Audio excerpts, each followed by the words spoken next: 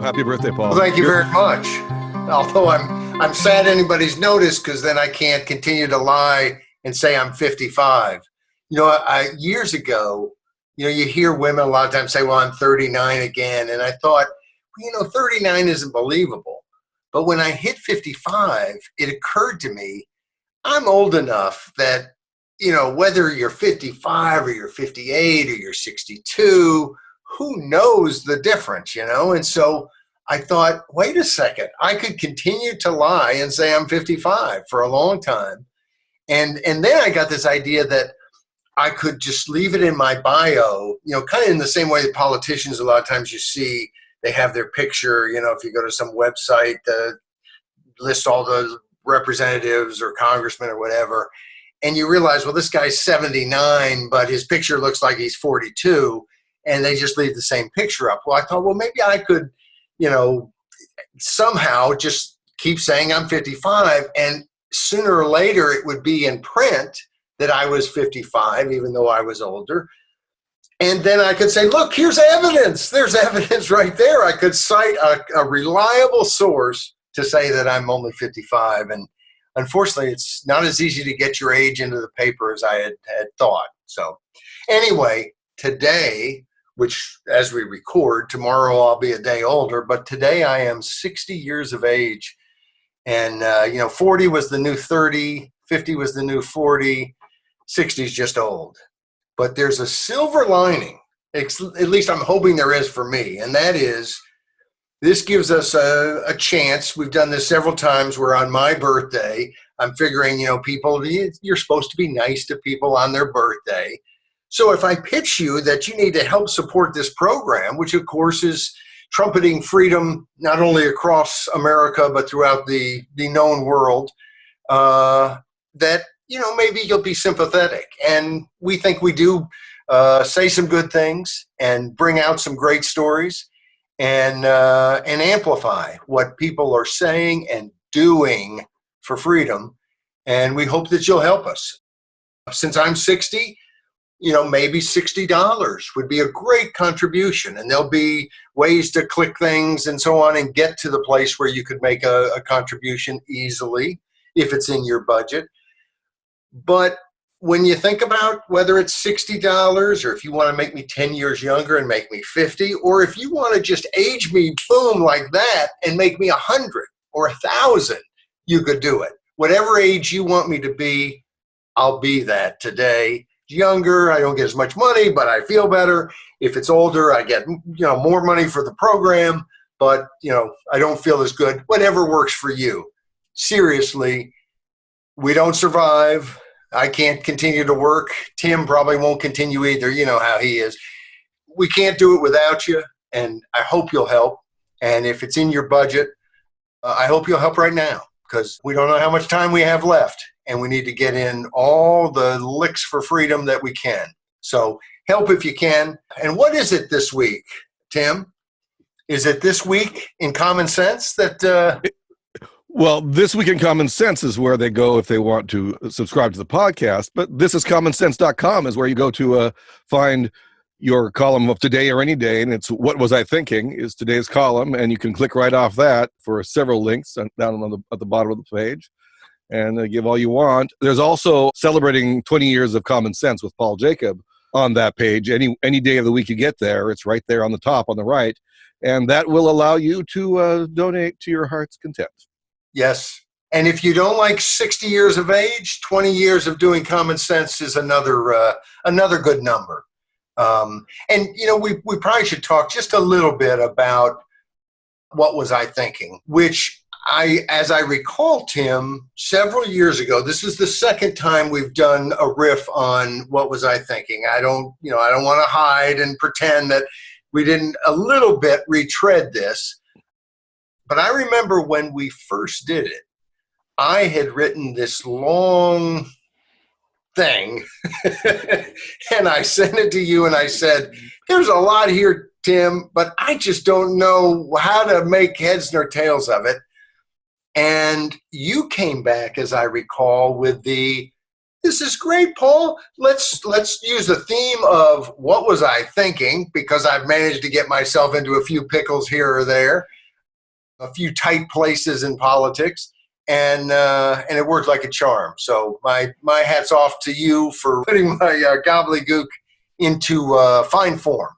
And basically what we were asking, what was I thinking about, is the fact that, well, I'll go through a few of the tough places maybe that I found myself in.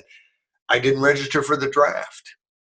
I believed Ronald Reagan, not only believed that he was going to end the program, or at least hoped he would, when he said he would as a candidate in 1980, but I firmly believed and have always believed what he said about it when he said the draft or draft registration destroys the very values our society is committed to defending. And when you recognize the draft as that, it seems to me that if you're 18 or a 20-year-old kid, so to speak, it's not exactly a kid, but a young person, then you can't go along with it. And if you're president of the United States, you've got to end the program, not continue it with some ridiculous excuse. So I think it was Ronald Reagan's weakest hour, unfortunately. But I'm glad I did what I did. And it's kind of interesting. I ended up spending 5.5 months in federal prison, re-education camp. It didn't work, didn't take. And so I remain, it's federal correctional institution. So I remain totally uncorrected. And it was an interesting experience, not only in that I went into it thinking, this is what I've got to do, but it's going to wreck my life. It's going to ruin my future economically. I'm not going to school. How am I going to find a job? I'm going to be a felon. It's going to be terrible, really undermining my future. And in reality, it's been, even from an economic standpoint, one of the best decisions I ever made, because I think getting involved in politics, it was always there as something that, I didn't want to hide from people. I'm very proud of it.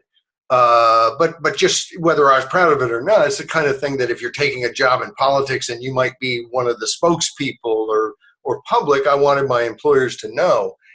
And instead of it being a disqualifier, it became a way that they could look at me as a potential employee in whatever campaign and say, well, this guy's kind of serious. This guy does what he believes is right. And it was really, it's been a huge positive in my life. So that was, that's a 180-degree difference than I thought it would be. The other interesting thing about that experience is that I certainly realized in Arkansas, very strongly pro-military. And of course, my beef was not with the military. It was with conscription, with forcing people into the military. I think the all-volunteer military is the way to do it. I respect people who decide I'm going to go defend my country. I didn't want to be in a situation in which I was forced to not to defend my country, but to be part of interventions and regime change wars around the globe. So I wasn't about to join the military at that time, and then still wouldn't today, because I just, I don't trust our political leadership, and I don't believe it's about defending our country. But if it ever is about defending our country, and I'm an old man now, but whatever an old man can do to defend freedom in this country or elsewhere, I'm ready to do. And I think there's a lot of us who are ready to do it, whatever age, whatever gender, wherever we are in this country. And it's why we don't need the draft, because ask the people to come forward as free people to defend the country, and they will. But I really thought that in Arkansas and other places that the response would not be good. And I traveled around the country as an underground fugitive for several years before returning to Arkansas. And when I went on trial, I was somewhat surprised, not that everybody agreed with me, because they didn't, but how much people listened to what I had to say. And even when they disagreed, I hear the TV downstairs. I forgot to shut the door. So I'll have to get up here in a second and grab it. But I was just surprised that they, even when they disagreed, they respected what I had to say. I'd have people come up sometimes on the street. It was in the papers a lot, and I'm getting ready to go to court, or afterwards when I got out of federal prison, and somebody would see me at somewhere, and they would kind of say, "Aren't you the guy?" And of course, your first thought is friend or foe. Because, of course, on the draft at that time, I think it's changed a little bit in our direction, but at that time it was very split right down the middle of the country in terms of whether that was a good thing or a bad thing. And so I think friend or foe. And sometimes they would say, "Hey, I love what you're doing. I totally agree."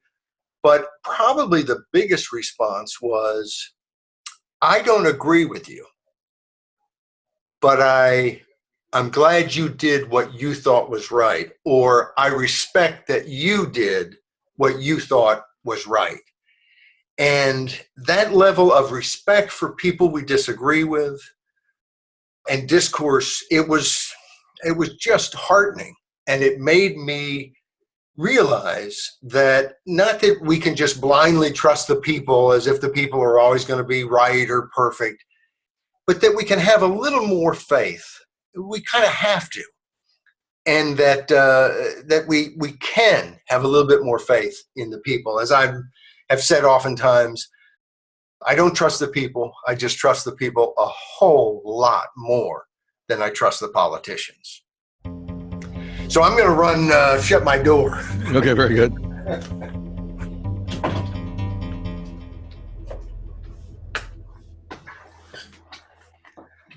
So, and then of course, I luckily went from fighting the draft. I get out, I went to work for the Cato Institute, where probably my wife kind of helped me get that job, put in a good word for me. I hope she still would put in a good word for me today. And I've been pretty good. I think she will. But, I worked for Cato for a while. I then went to work for the Libertarian Party. And then after that, got involved in the term limits movement and in initiatives. And that was just a wonderful experience where I literally worked all over the country with all kinds of activists, conservatives, liberals, libertarians, Greens. Term limits is supported. And to me, it's the consensus issue across the board. The American people love it. The folks in the political class, the insiders, the politicians, they don't love it at all. But that was it was a wonderful time in my life. And of course, it led me to get more and more involved with the initiative and referendum process, because without initiative and referendum, we're begging politicians to term limit themselves, and they're not interested for the most part. I mean, they're not interested in what we say unless they think we're going to knock them out of office. And so when you're talking to them about term limits, you're talking about knocking them out of office if they do agree with you. So it was a very tough issue, and only came to be because of the initiative process, in much the same way I think that tax limits after Prop 13 swept the country, largely through the initiative process, but also kind of moving legislatures because of the momentum. But that momentum was created because the people could put it on the ballot in California and pass it against all odds. Very, very important. More recently, we have a number of states now, I don't know if it's 6 or 8, that have legalized recreational marijuana. A number of states, I believe it's more than half, have legalized, and I'm throwing this off the top of my head. I didn't think about talking about this, so I hadn't looked up the specific statistics. But a lot of states have passed medical marijuana, which is now being passed in legislatures. It's now being discussed in the Virginia legislature. It's viable as an issue in Congress, but it wasn't an issue until people put it on the ballot and were able to take this issue to the public. And it shows how important the initiative process is. When the issue, even though a majority of the people in a given state, as evidenced by their vote, favor medical marijuana, the politicians were scared to do it because they're looking at what's going to make someone vote for me or vote against me. And I think they concluded, probably correctly, that the anger of people who, are very adamantly pro criminalization, who want these drugs to be illegal, who maybe have lost a loved one and blame the drugs. And drugs are inanimate objects, or not always inanimate, but they're objects, and they don't control our actions, unless we ingest them sometimes, and then they have an impact. But in other words, there are people who, for all the reasons that we would sympathize with, are going to be very much against legalization because they felt the pain of drug abuse. And so politicians were very wary about, why do I want to even step into that issue? It's only been when the public intervened, and I think the main reason the public intervened was it was on the ballot in front of them, and also because it was dealing not just with legalizing drugs as a recreational aspect, which I view marijuana much like I view alcohol, and I have no problem with people drinking alcohol recreationally, nor do I have any problem with them smoking pot or eating a brownie or however they ingest it recreationally.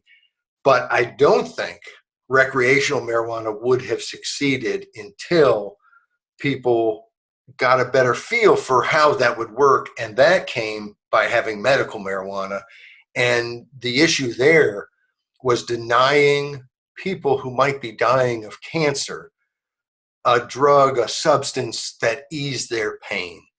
And people like other people. People care. They don't want their fellow man to be in pain. And so it was a dynamite issue. But to not go too deep into the weeds, the bottom line is it needed a way to get to the marketplace, the political marketplace, and the initiative process was the only way that was going to happen.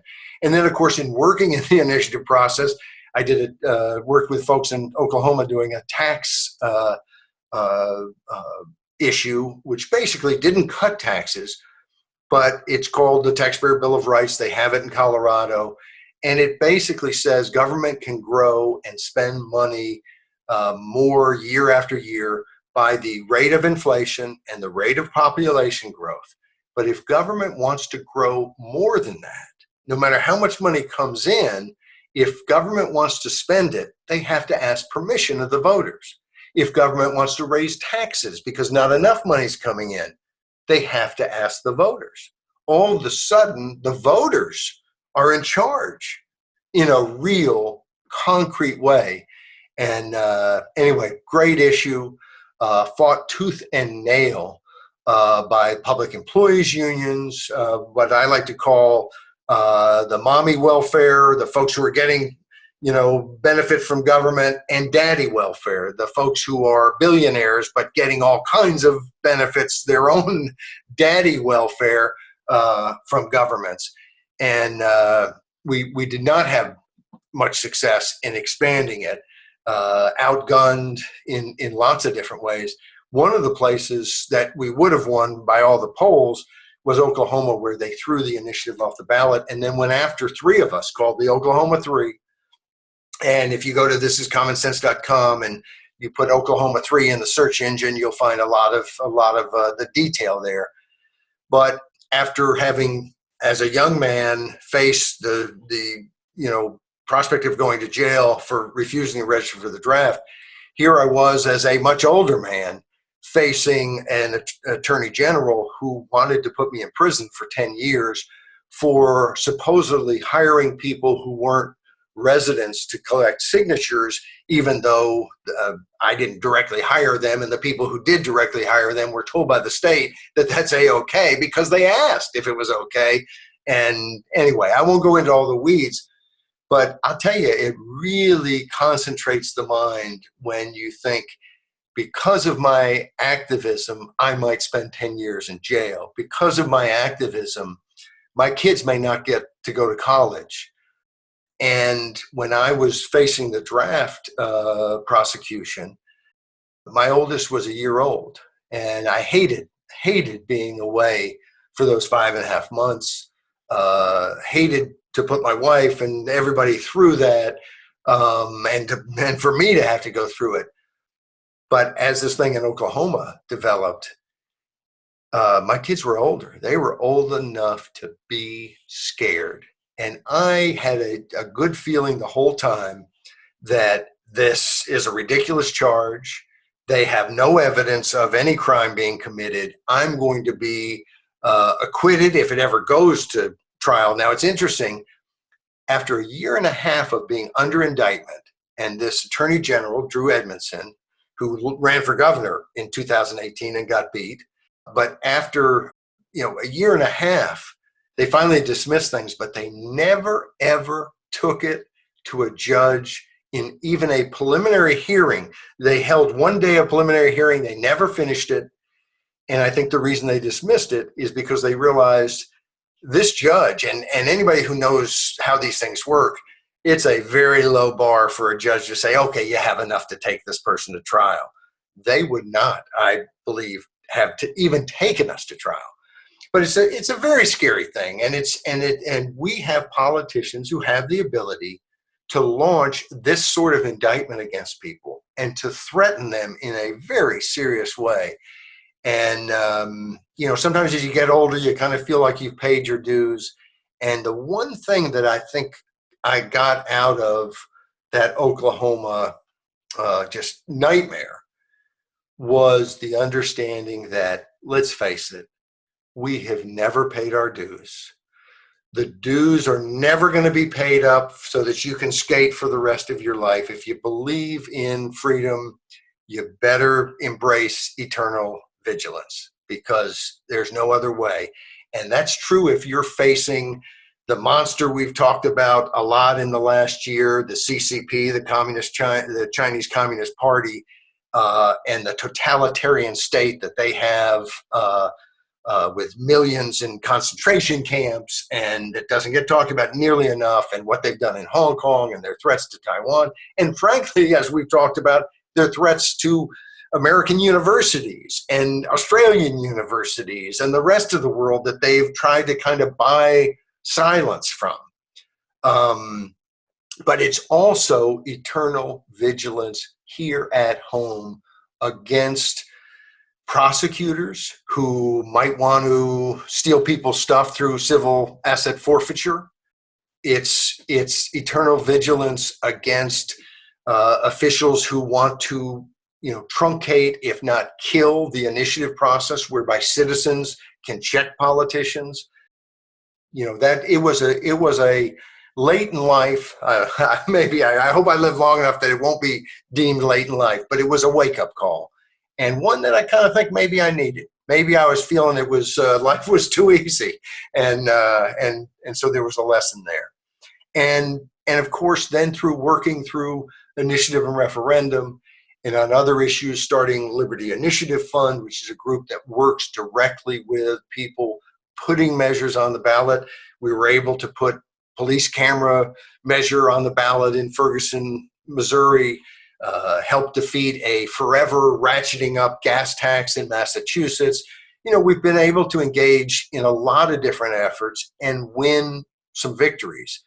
But it's also just been heartening. And, this was kind of a retrospective of what I've been able to do in my life. The thing that you remember, and the reason that it's fun, as much as it's tough work, is that you remember all the people you worked with.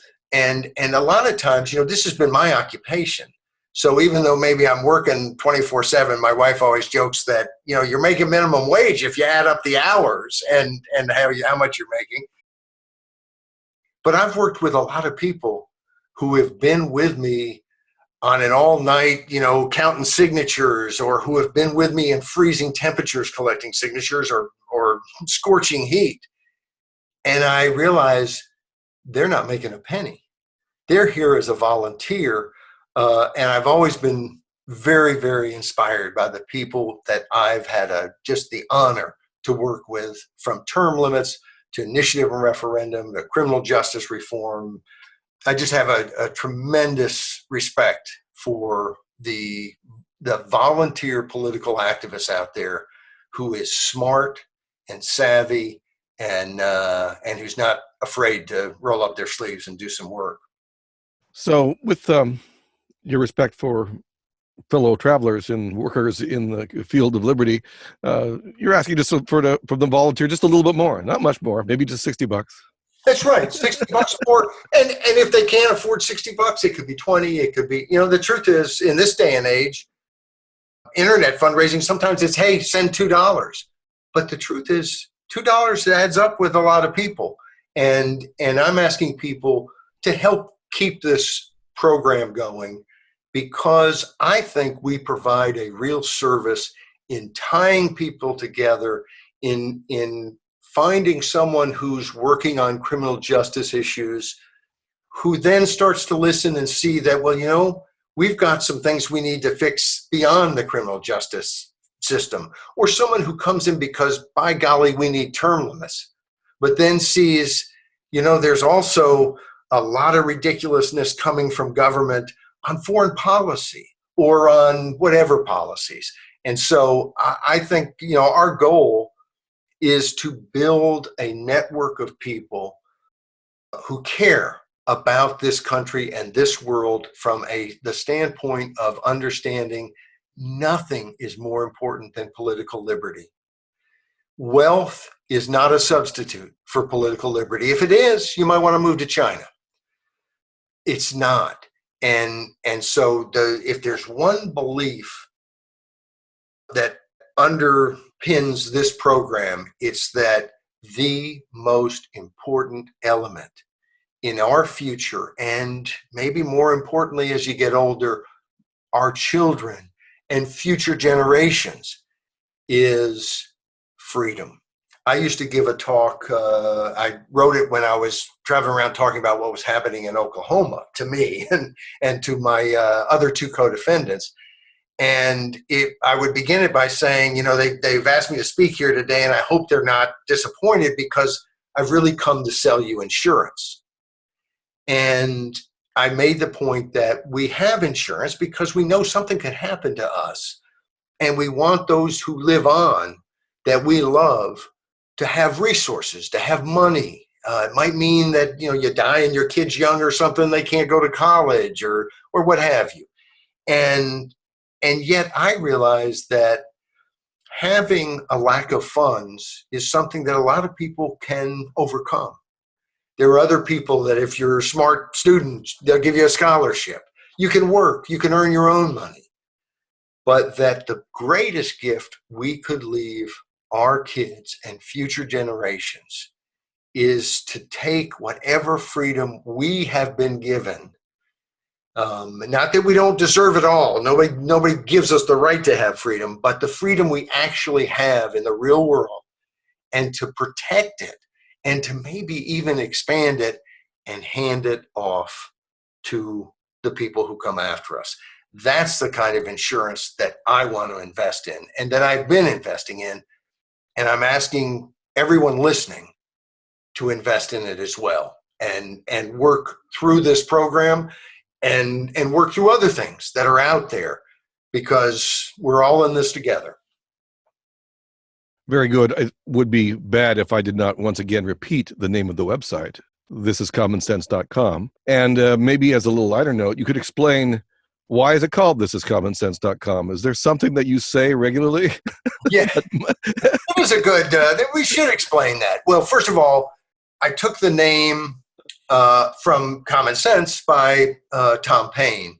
And I think Tom Paine is just one of the most amazing figures in history. And I won't go into a whole lot about Tom Paine, but I just think first known attack on slavery published in America was written by Tom Paine. Cared enough about freedom that even though maybe he overestimated the goodness that would come from the French Revolution, he was in France and almost found himself under the guillotine because he wanted them to be free too. He was a citizen of the world. He wanted freedom spread across the globe.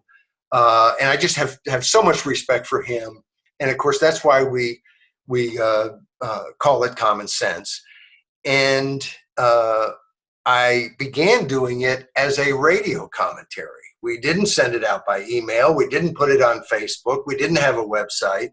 We just did it for radio. And at the end of each script, I would say, "This is Common Sense. I'm Paul Jacob." And so when we were looking for a website, everybody had taken Common Sense as if they didn't know it was reserved for me. And so we had to go with something else. I thought, well, hey, our clothesline is "This is Common Sense." So, and that way we could say good things about ourselves, which I always like to do. I don't want to put anyone else out. I'll just say good things about myself. That's why it's called thisiscommonsense.com. And so go there. There's a lot of information. We have information about the draft, which I've talked about earlier last month, at the end of last month.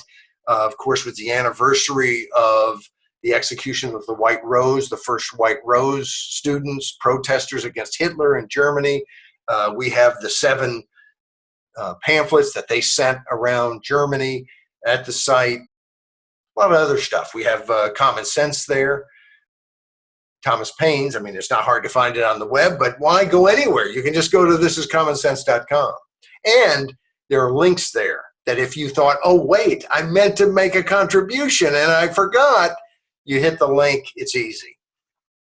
Very good. I think we got them covered. And maybe we should return to this before we sign off completely. But on Monday, you were talking about the people again and advising them to do something different. And not for you or not for the cause so much, but for themselves. Yes. Basically, the title said it all. Don't panic, prepare. And the coronavirus, it's scary with what it could be. I think, early on, I think there were some people who they hear all the hype. And, I have friends of mine who, all this hype, it's ridiculous. And I've kind of looked at it all along like, this sounds like it could be more problematic than, SARS was a pretty serious thing, but it really wasn't serious in the US. It was serious in Asia. And it just looked like this could, and let's hope it turns out that we've seen the worst of it and so on, but it could get a lot worse. And it's the sort of thing that you're going to hear stuff on TV.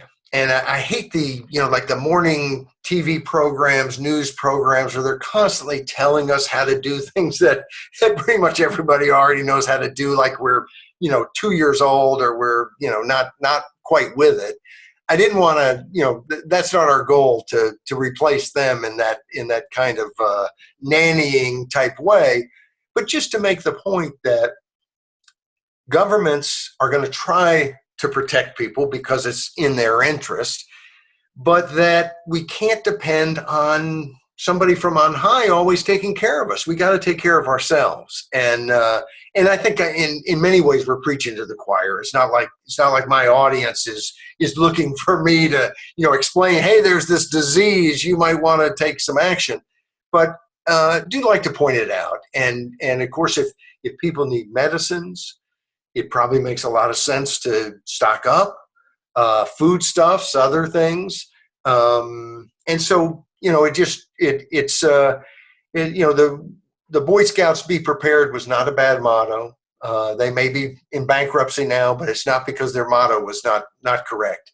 And so, we just sent a very simple message and provided a bunch of links that people could, maybe do things a little bit easier in terms of preparing themselves and their family for whatever comes. And of course, if the coronavirus turns out to be not as threatening as it appears, then great. We'll be more prepared for the next thing. And I'm not suggesting anyone buy 16 years of food or build an underground tunnel to a huge shelter or anything, but just that we kind of use some common sense.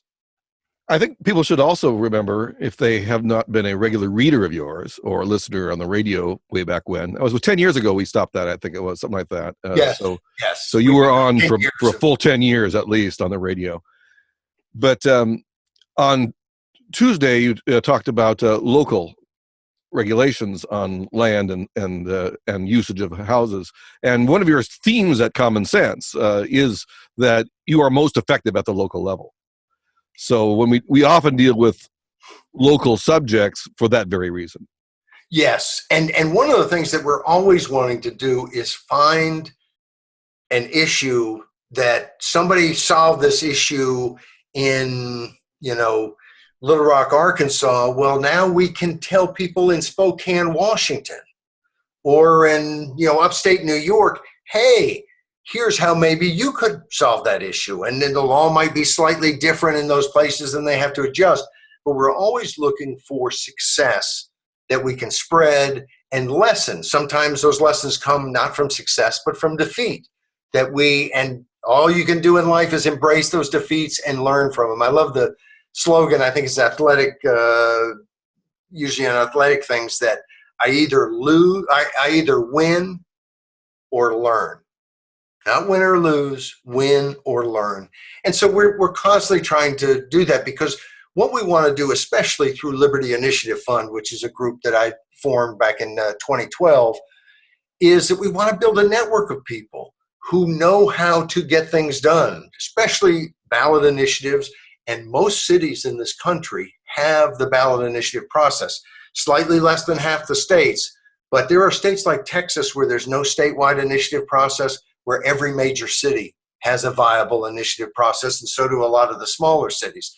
There are states like New York that have no statewide initiative process, but there's one in New York City or Albany or Rochester or so on. And so we want to build this network far and wide, and we want people to know what's working, what's not working.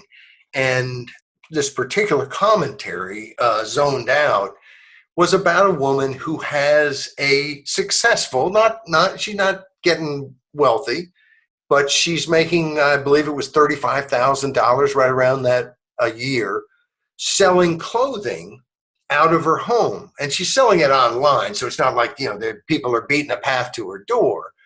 But she does have inventory in her home that she then ships out, and that ran afoul of a zoning regulation. And of course, the law is the law, except how insane do we have to be in this day and age when more and more businesses are online, and when more and more people are working out of their home, that we would put someone out of business on some regulation like this. And we can, any judge can read the regulation and decide whether that's valid and constitutional. But enough of that already. Let's start looking at our laws and realize that this internet thing is not a flash in the pan, and that we need to start enabling people to earn a living, not being some ridiculous referee who constantly says out of bounds, you're fired, you can't make money.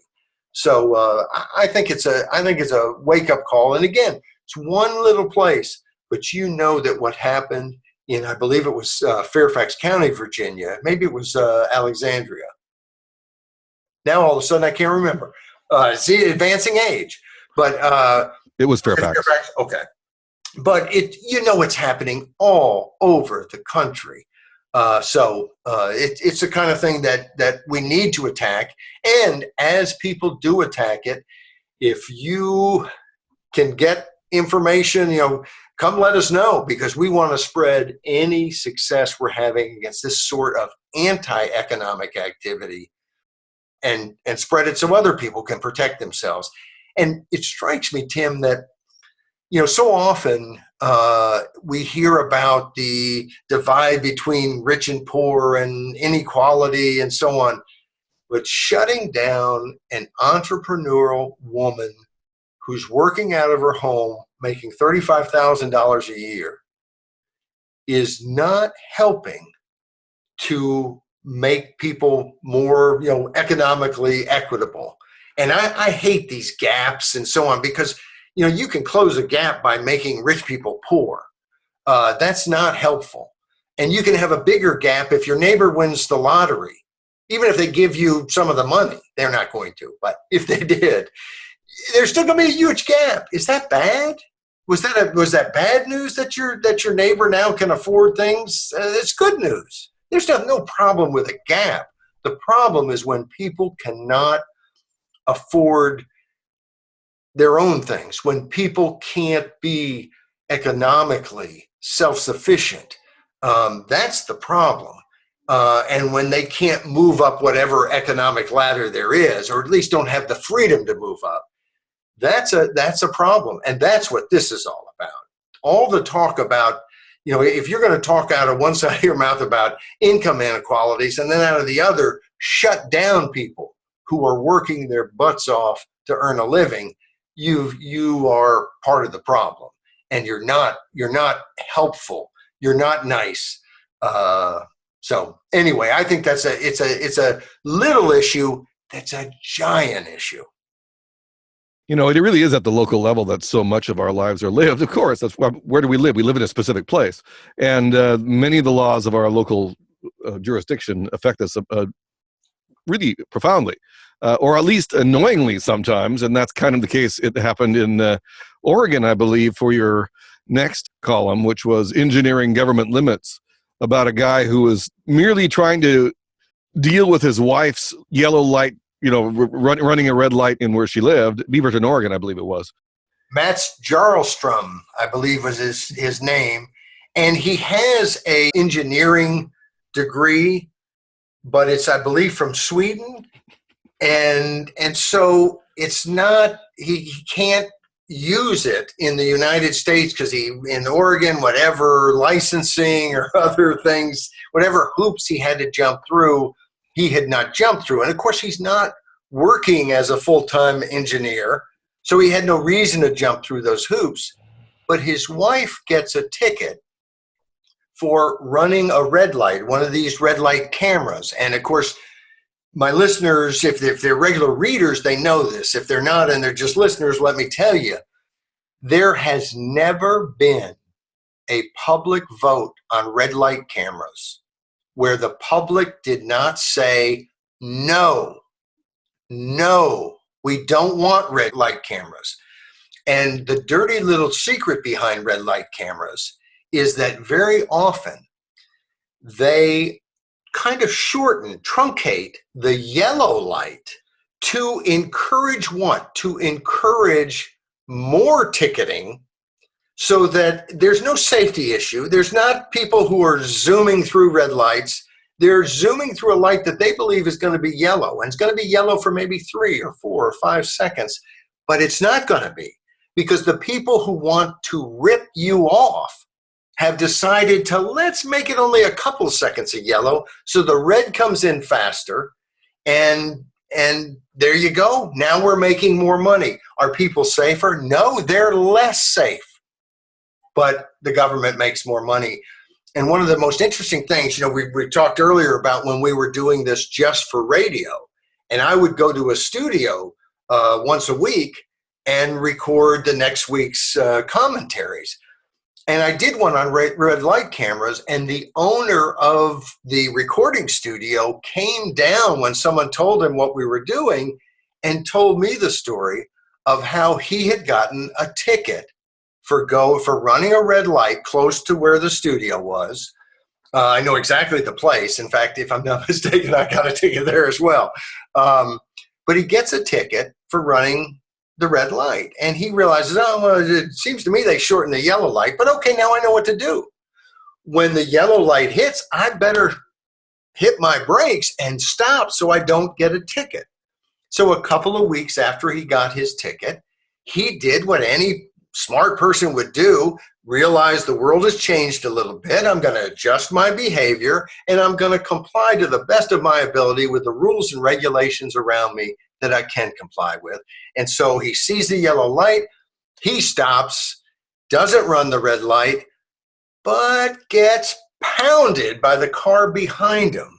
Because, of course, people have certain expectations from all the times they're driving, and especially in this area. Every time I think, I might have run that red light, and I look behind me, and there's like 2 or 3 cars behind me making it through as well. In this area, I used to be pretty quick off of a green light. You have to wait a couple seconds because people will come through not only the yellow, but the first couple seconds of the red, they are going through it.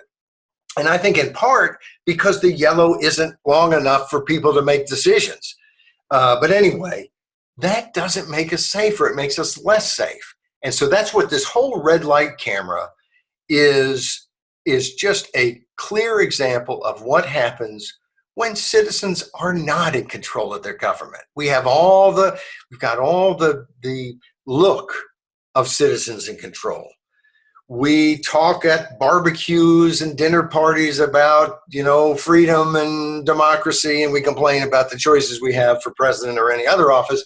But we kind of have the sense that it is our government. Yes, we make decisions. And frankly, when you know that we have red light cameras all over the country, even though every single time, and we're talking just hundreds of elections and hundreds of times that people have said no, and yet we still get red light cameras, there's a big problem. Now, this particular case in Oregon is not just about red light cameras. It's also about the fact that the Professional Standards Board for engineers decided to go after this guy. So there's a little collusion, corruption. We're going to make this guy pay, not because he's really trying to compete without being licensed, but because apparently they didn't like him showing very clearly through clear evidence that this was a scam. Not only corruption because of the way that police dealt with the lights, but corruption all the way to this professional board that went after this guy. And what came out that we wrote about was the fact that his analysis was proven to be absolutely correct. We were being ripped off. He was being ripped off. And what he got for his hard work, because it's not like he was making any money to do this investigation, what he got for his hard work was more trouble from, again, the insider types who want experts like them to decide everything. And, at one point, at some point you can kind of think, look, there's certain things that we need experts for. If the doctor says, here's what I found in your x-ray, most of us aren't arguing with them because they know more than we do. But boy, is it a slippery slope whenever that knowledge, that expertise gets walled off as something special that the rest of us ought not to question. Then we are in for expertise that is damning and dangerous. And so this is a heck of a tale about how corrupt things can be at the local level. And that's something people need to realize too. I think sometimes people have this attitude that, Congress is far off and they don't listen to us. And that's true. And I think Congress is worse off for all of those reasons than most of our local governments.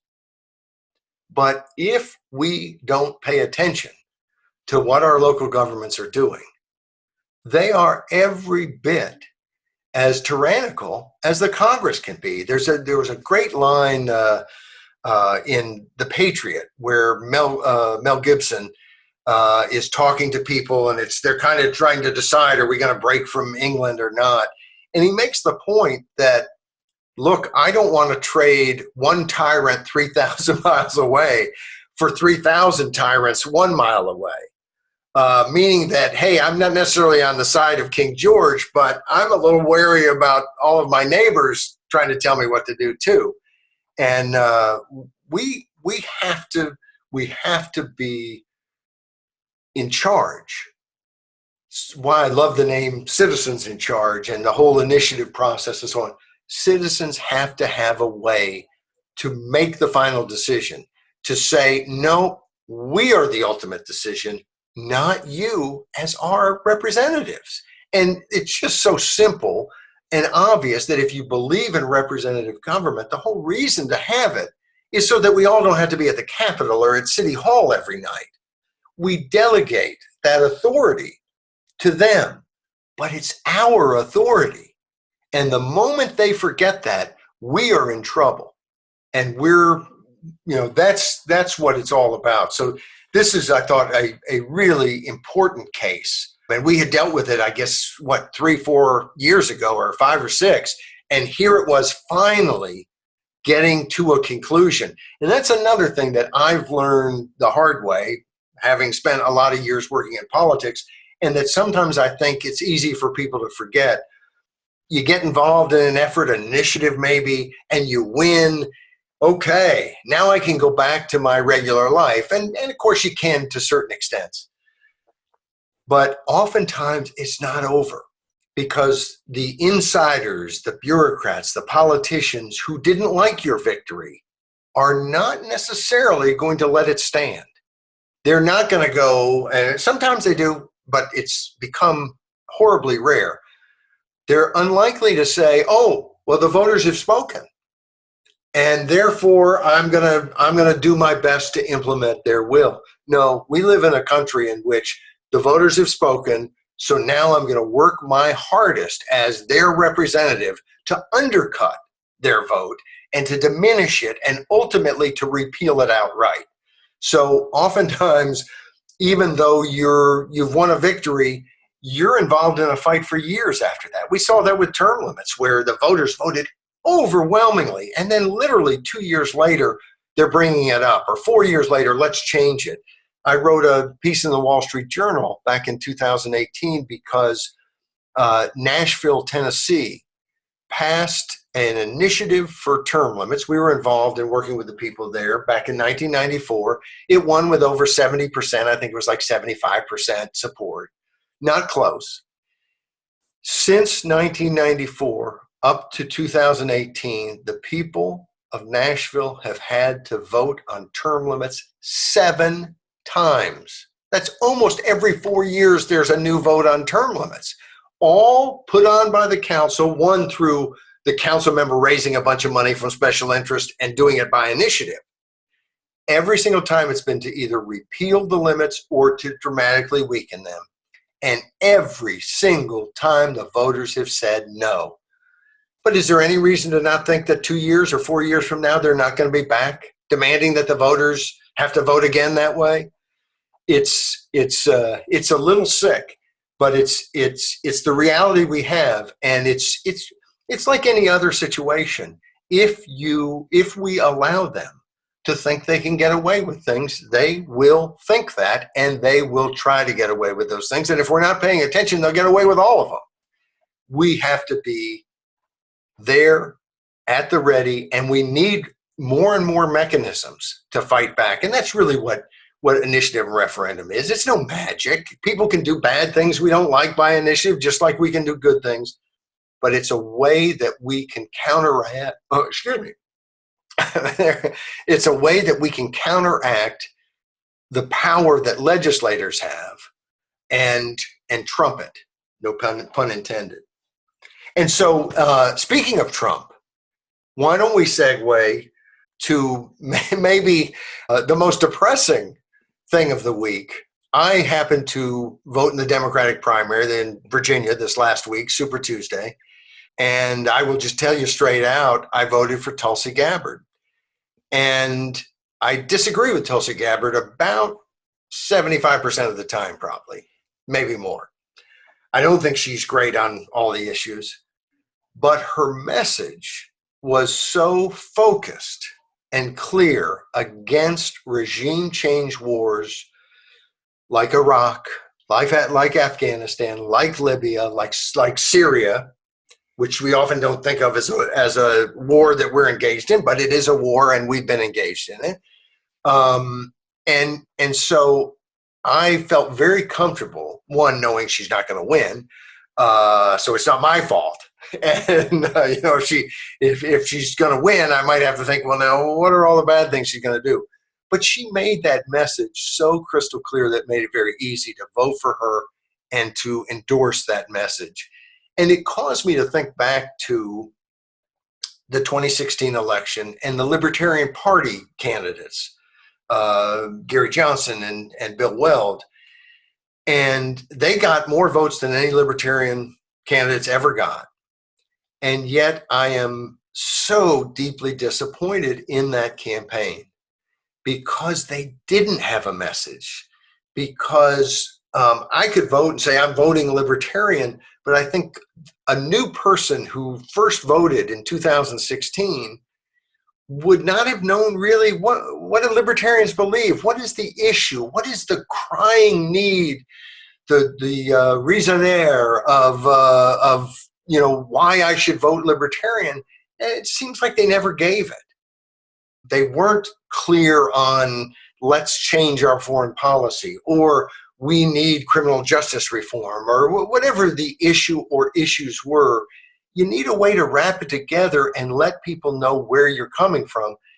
And I think that all those votes kind of went to waste because I'm not sure the person who voted libertarian ever had any idea what libertarians stand for, because the campaign didn't give them that message.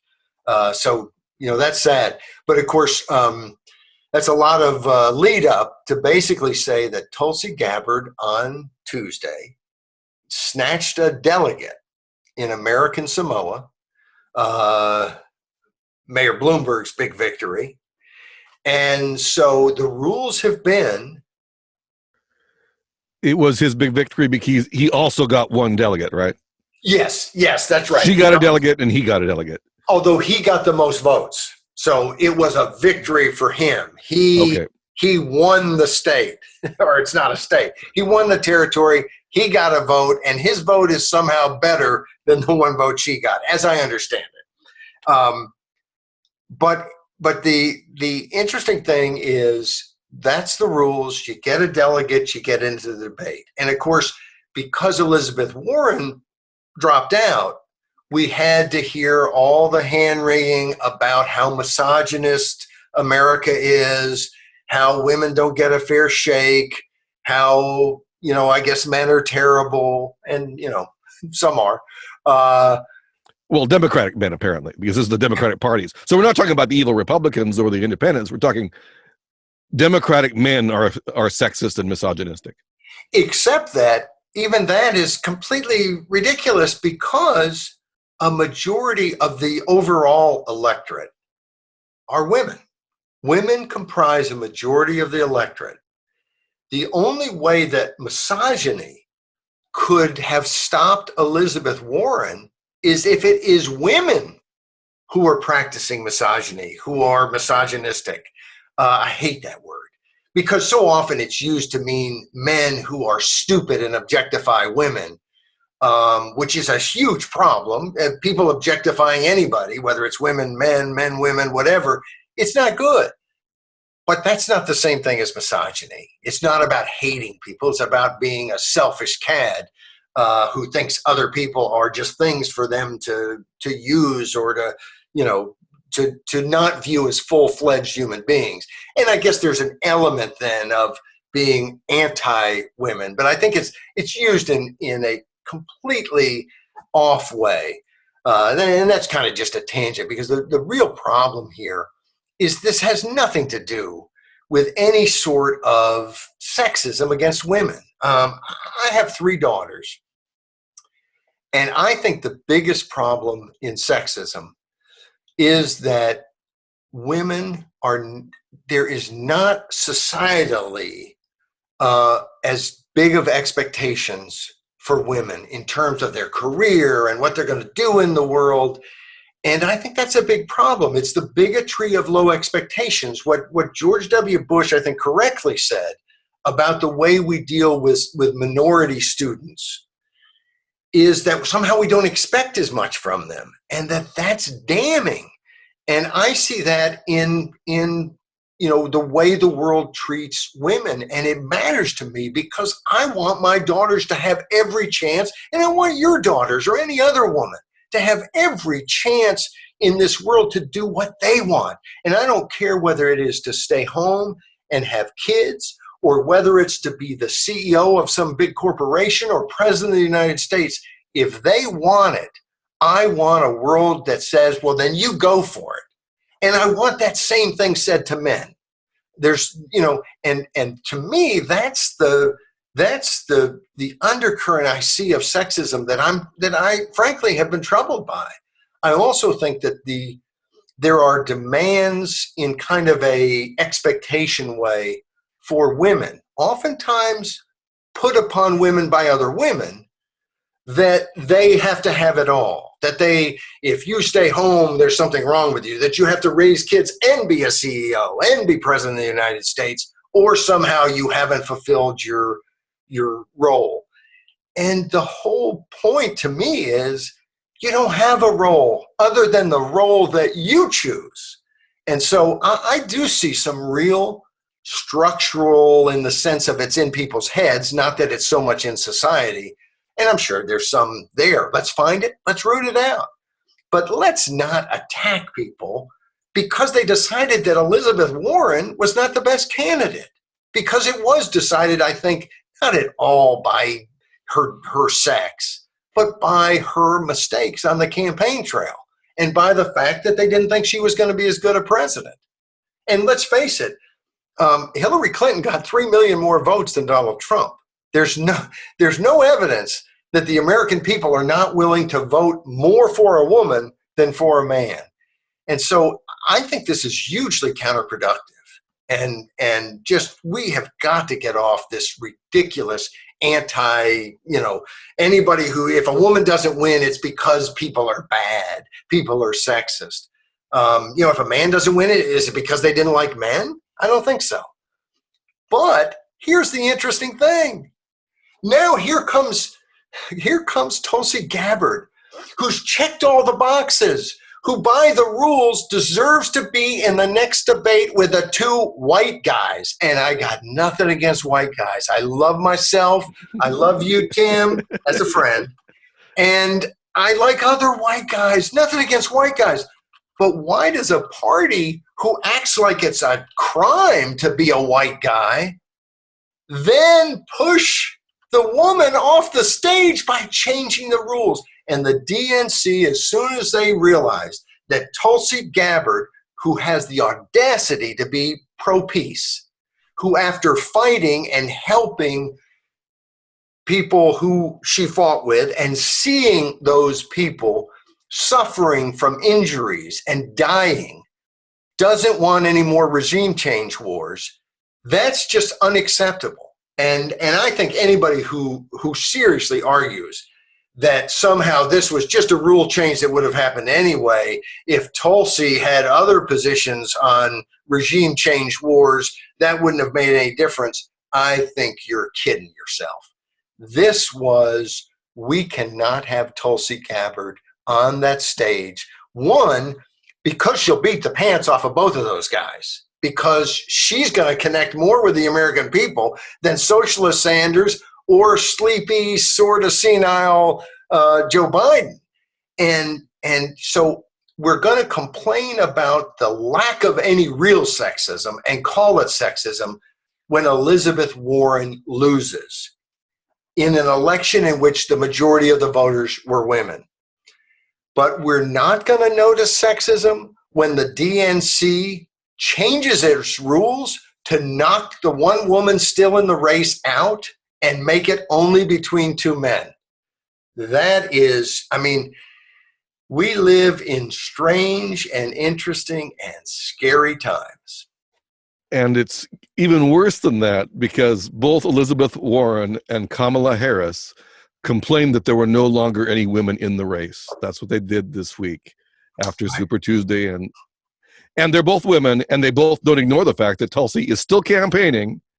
She got to delegate, and she's written out. She's written out, I think, for the same reason, in a sense, why Republican women are written out of the women, need to be president thing. Well, and in the same way that if you're a black conservative, you're not considered black. And I have a lot of black conservative friends, and it's just so rude and so dehumanizing by the people who are constantly dreaming up completely fine things and pretending that that's somehow terrible and dehumanizing. And then if you don't agree with them politically, you're not really black. If you don't agree with them politically, you're not really a woman. Talk about dehumanizing. And that's exactly for both of those women to do it, and for there to be no pushback, because the media is in on the game. The media is part of the scam. And I say that not, I don't think they collude. I don't think they all get together in a room and go, okay, we're going to screw over Tulsi Gabbard. They don't have time for that. Instead, they just hire all people who are way on the left and who see themselves as the guardians, the experts who know everything and who have to tell us stupid American people who don't have the education and the brilliance of these media people. They, and I continually see this on TV and in the newspaper, there are news stories where at the end of the news story, I know exactly how they want me to think, but I don't know hardly any of the facts about the story I just read. And, you know, it just really perturbs me that what a waste of time. Our media increasingly is narrative media. They have a narrative. They're not just pro-Democratic Party. They are to the left, and I mean the big government left of the Democratic Party. And again, seem to want to just tell us what they think we need to know so that we will act the way they want us to act, instead of giving us all the facts. And if I'm wrong, why did no media outlet, major media outlet, hit Warren and Kamala Harris for ignoring the woman who is still in the race, and Kamala, who has more delegates than you have? So you think about process sometimes, and, you know, I used to, as a young man, I pretty much ignored process. You know, look, let's go get the most votes. What matters what the particular rules are? But boy, you start to look at the process. Last time was superdelegates, where they were going 97% for Clinton, so that it was possible for Bernie Sanders. It didn't work out this way, but it would have been possible for Bernie Sanders to win a majority of the votes in the primaries, but lose. That's democracy as practiced by the Democratic Party. And this time, where the candidate that they just do not want to have there, who can't, Tulsi Gabbard can't go on any outlet, TV outlet, other than Fox, without being so attacked that she can't get any message out. And why is she attacked? Because she talked to Bashar al-Assad?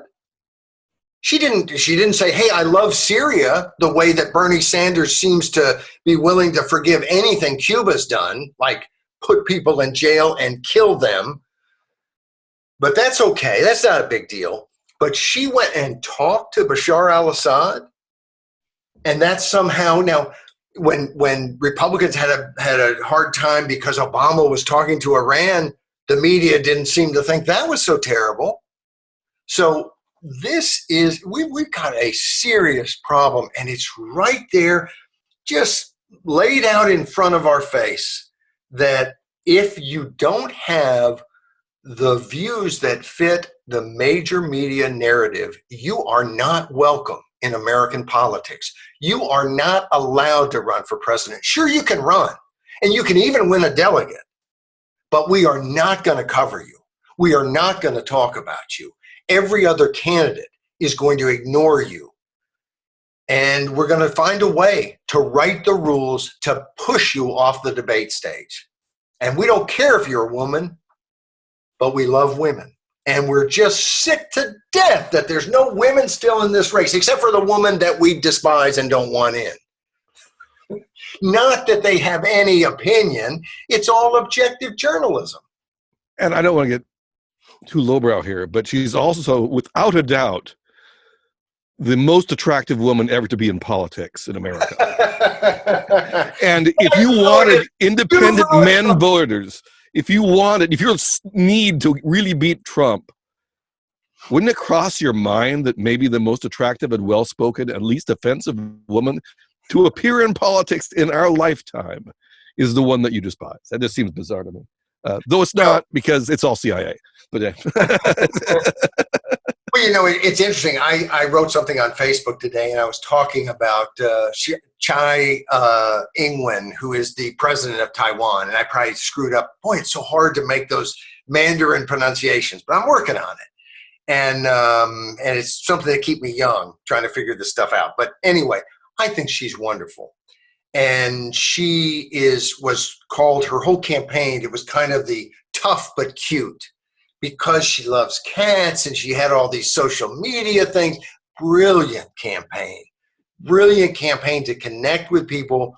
But also then, when it comes time for her to give a tongue lashing to Xi Jinping, she's there. And so anyway, I was writing about that, and I mentioned her cute but tough campaign. And then I realized that, well, most of the people reading this don't have any real sense of what her campaign was about, and probably are thinking she's really good because she's cute. And so I thought, I went back and I wrote, hey, look, I'm not making some sexist remark.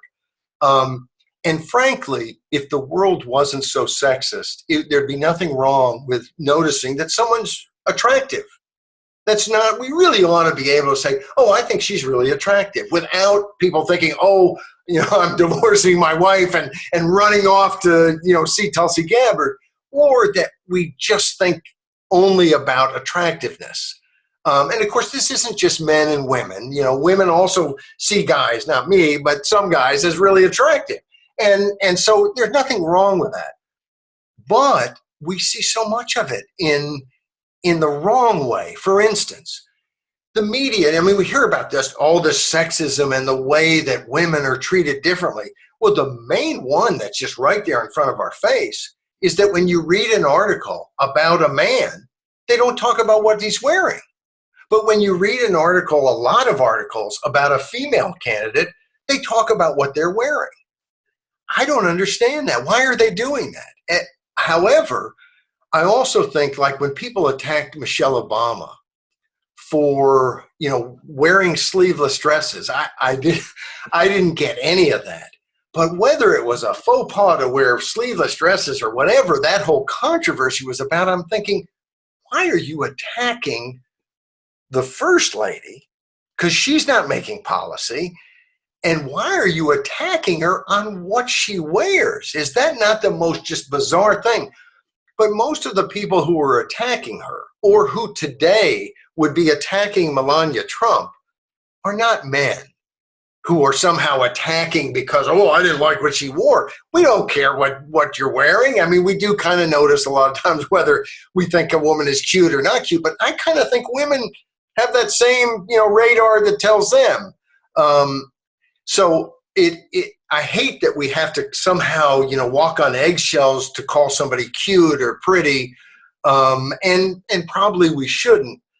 But there is an element, because we have allowed official publications like the papers of record, the New York Times and the Washington Post, to constantly be telling us anytime they tell us what a woman is wearing, they need about 100 letters to the editor saying, what are you talking about? Tell us what she said and what she believes. And if she was wearing something that was, dangerous, if she had like a nuke, on her back, well, okay, then, tell us. But if she had a nice pantsuit or something, who needs to know that? Again, though, it's not sexism coming from this, the masses of Americans who just aren't sophisticated enough. It's sexism coming from on high. It's sexism from the elite. The average Joe on the street doesn't write for the Washington Post or the New York Times. So this whole thing, I think sometimes the tendency to say, it's all crap. Well, there is, I think I might have thought that before I got to a point where, as my daughters are getting older, I don't like the messages I'm hearing from TV. I don't like the messages that I'm hearing from other people that objectify women. I don't want women to be thinking all the time about, what do I look like? Because that's the only thing society cares about. I don't want to live in that society. So I think we this is not a call to, hey, forget sexism is always a canard.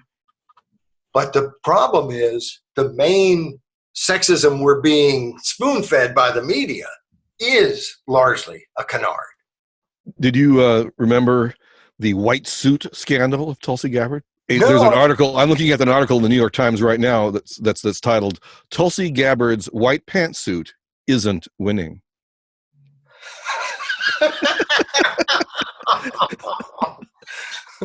That's from back in November. So I'm sure that what it was is they interviewed a bunch of men on the street, construction workers in New York City, and the Times went down there, and they all said, I like Tulsi Gabbard, I like her foreign policy, but those white pantsuits, they just don't do it for me. That must have been the impetus for that story, Tim. I guess so.